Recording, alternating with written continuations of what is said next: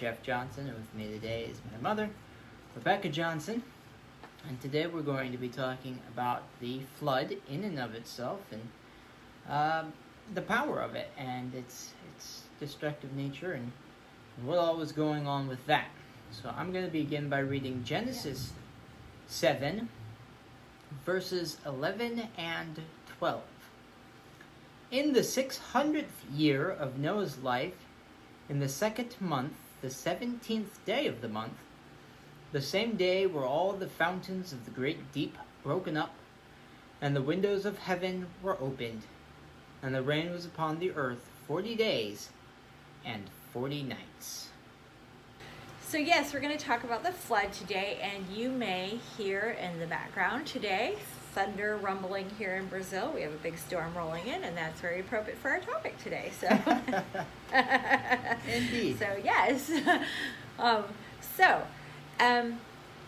the flood was universally accepted as an event that happened until recently, when evolutionists have worked so very hard to remove God from everything.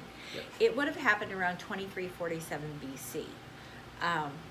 And the one thing that consistently now they're trying to say was that it was just a localized flood, which is kind of the dumbest thing I've ever heard, because if it was localized, why would you need to gather all the animals? Why would you need to gather food? Everybody could have just walked over. Yeah. And you wouldn't need you wouldn't need the ark. You just move somewhere else. Exactly. And the population of the earth wouldn't have died, except for, Exactly. 8. Right, in that area. Right. Exactly.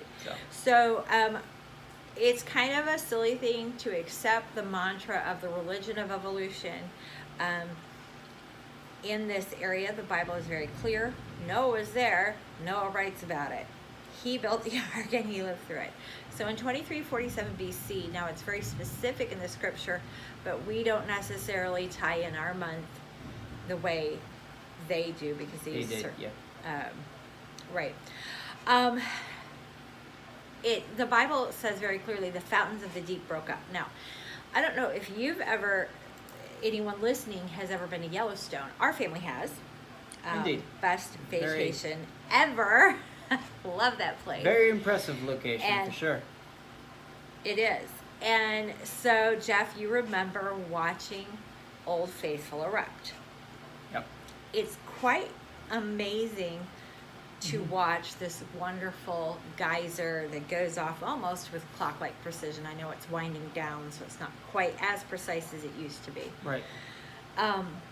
But to watch this amazing spout of water going up. Now, take that and imagine this is literally happening with force all over the world. Yep. All at once.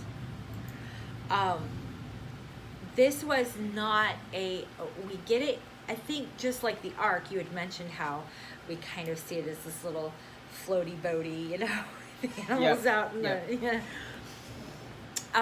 I think we see the flood. Yeah. It's just a bunch of rain. Yes, exactly. We just, and I'm looking out and I'm seeing rain out my window, and there's a little drip coming off my awning. That's how we see the flood. Mm-hmm. Yeah. And it wasn't that. It was a lot more powerful. There was a lot more to it. It wasn't just rain, and the rain that was coming down was the most powerful rain that you've probably ever seen. Yes. We're talking huge amounts of destruction, but we always just kind of look at it and say, oh, it was just like a heavy rain, sure, but it was just rain. Like, how did it flood everything? It wasn't just the rain. Right. And we see this, the deeps, and we'll get into this, but it covered so much, and there was so much to it. Like, I think the evidences of the destruction are there, but not necessarily all of the causes. I don't think we even understand what was going on. Right. Yes. This would be the time that all the tectonic plates formed. So if you imagine a map of the world with the lines of the tectonic plates all over it, water exploding out of every spot along the tectonic plates. There was no place to escape. Plus, you had the water from above. It's very interesting because we did mention the fact that some creation scientists believe there was a water canopy around the earth for protection. So imagine not just normal rain coming down. I'm looking out and I'm seeing the rain coming down right now. We're talking hurricane force dump of rain coming down all over the world. Massive amount of water coming up from beneath, down from on top, and this happens for 40 days around the entire world. Yeah.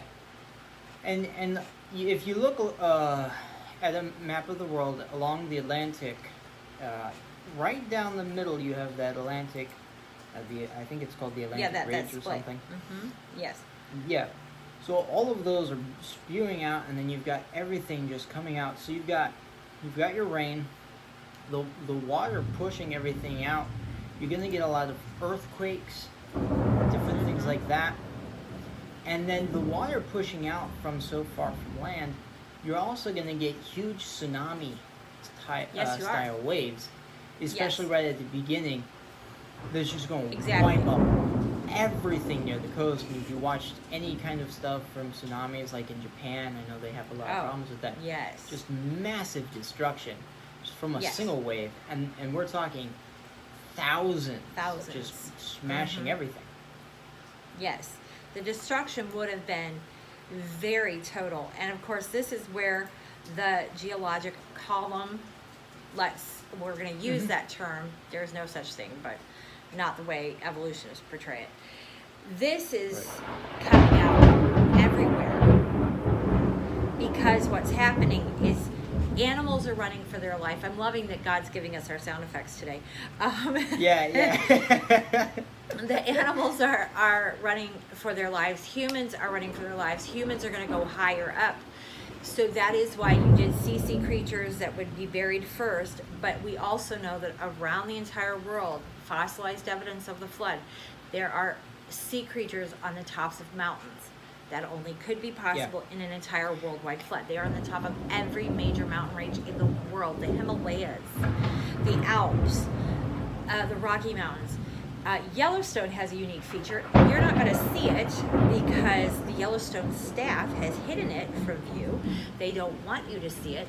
But actually at Yellowstone, there is a place that if you find a Christian person who knows the park, God blessed us with this. Chris was our guide, and he was amazing. He was a Christian, and he took us to a spot that was hidden and showed us and told us about things that you only see form under intense, deep water pressure. Things that did not form naturally just on the top of this mountain. That mountain had to be under an intense amount of water and under water pressure for a certain amount of time to form. It is at the bottom of Lake Yellowstone, but they also have the exact same formation that is at the bottom of Lake Yellowstone on the top of a mountaintop at Yellowstone. So water everywhere, literally destruction, massive destruction. And I'm gonna read this real quick. Genesis 19 through 20.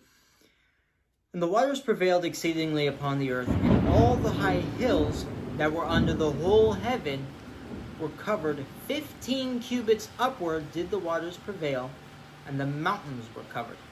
So, going to this, the amount of water that was covering the earth, it covered every mountaintop. Now, the mountains were different. The flood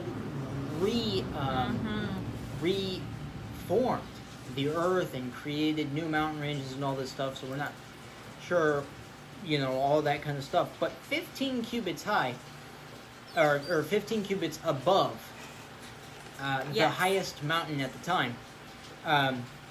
That is a lot of water.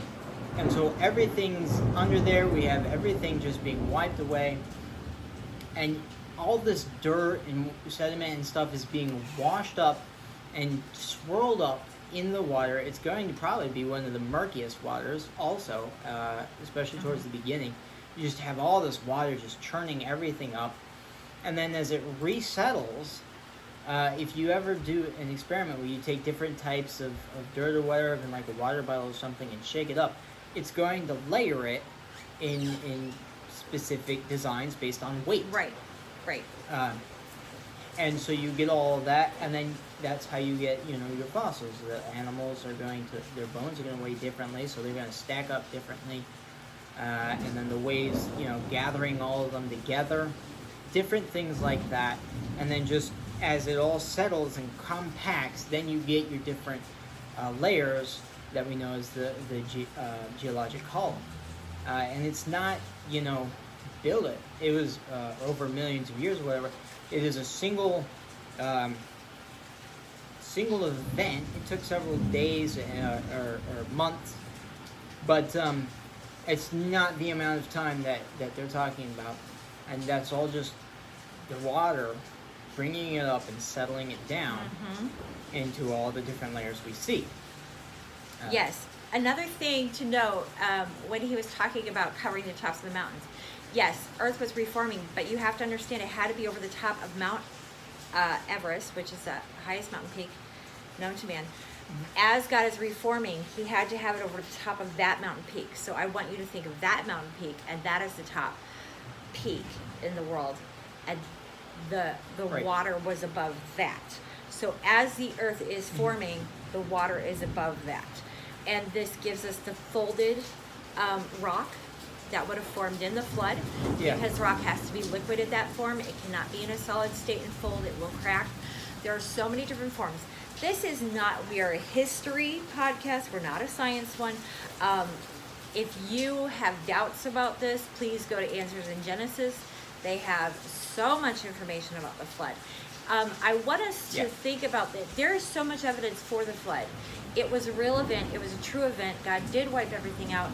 The reason we have coal, the reason we have oil today is because of the rotting plant matter and the rotting human and animal matter. You're driving your car. Yeah, you're driving your car on the humans of the pre-flood world. There you go. You want to know where the dinosaurs went? You just drove it somewhere. And so God, and I do want to point that out, even in the destruction of the flood, God was preparing for us. With the coal matter, which came from the plant material, the oil, which fuels so much of our industry today, God was still preparing, God was still love. But it's interesting to note, we said that until recently this was an accepted thing. All around the world, there are flood legends. All over. Oh, yeah. And I think pretty much every civilization has some kind of flood legend of some kind that includes several aspects of the biblical flood. yes, absolutely. You've got a single person or maybe a small group of people saving the world from a flood because of the wrath of some kind of God, and saving lots of animals or creatures or whatever through different means or whatever. So you've got that basic story all across the world. Exactly. And very frequently, the hero's name sounds very similar to Noah. To Noah, yes. And that is the really great thing.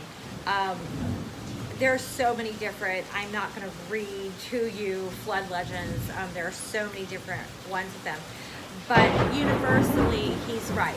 It's between 1 to 8 people, which is exactly what the Bible did. It tells us exactly what God did.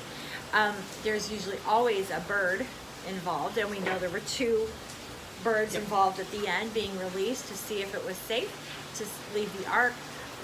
There was always a boat involved. Always. Isn't that interesting? Yeah. And So we have them in the Hawaiian, within the United States. Hawaii, remember, Hawaii was not always part of our country. In fact, they were an independent country with their own king, and kind of by force lost their freedom and then became a territory and later a state. They had a flood legend. And the name of the man who was saved, Nu'u, really? Nu'u, Noah. We have them, like he said, from all over the world, from China, from the Bundaba group in Africa. We have Western Desert tradition. Polynesians. The Polynesians, yes. Canoe. So, and no, the boat didn't come out looking the same in each culture and whatnot, but it was there. Yeah. All of that, really, to bring us back to the point, the flood really did happen. The destruction was real. And if you have doubts, and people do, because we've heard so many lies, answers in Genesis, we're going to keep saying go there. There's a reason for that. And like we've said, they aren't asking us, they're not asking us to promote them. They don't know we're promoting them. But we just really love their work and their Ark encounter. If you haven't been there, you need to go. It's centrally located in the United States, in the state of Kentucky. Look it up online. People pay lots of money to go to Disney World. As a Christian, pay money to go to something good, you know. And we did, and we are very grateful we did that. But the flood was a real event. And God sent the flood to punish the sin. But at the same time, he loved us enough to preserve everything. He preserved human life, plant life, animal life, everything. And he even prepared for our future in the destruction, which just shows how incredibly loving he is. It's always amazing to me, anytime you see any kind of judgment from God. Yes, he is a just God, and he is a judging God. And don't take that the wrong way. He's not judging as in he's always looking for something. He pronounces judgment. Right. But in all of that, he is a merciful and a loving God. And he gives you time to come back. He tried for 120 years to get everyone on the ark. He didn't want them to die, but he had to judge their sin. But he still loved them. And even in the destruction, he knew there would be future generations, and he can see all.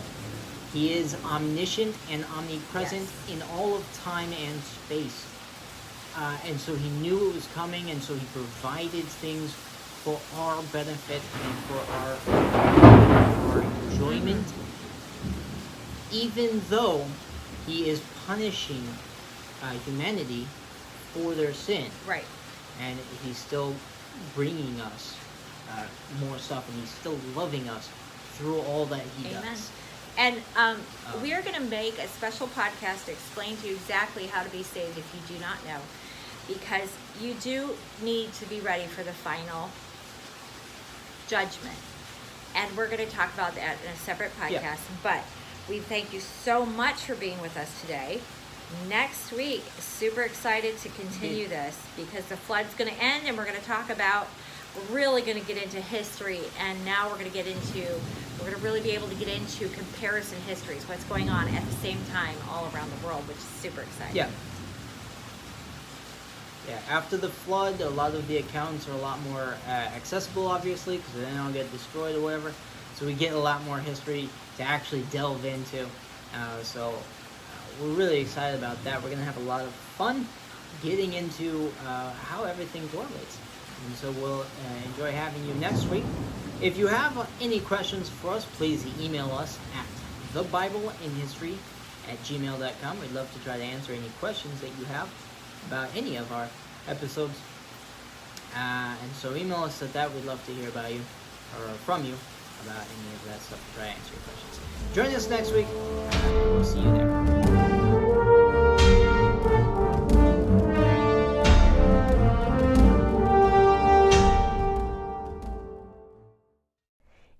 enjoyed today's video, please like and subscribe to our channel.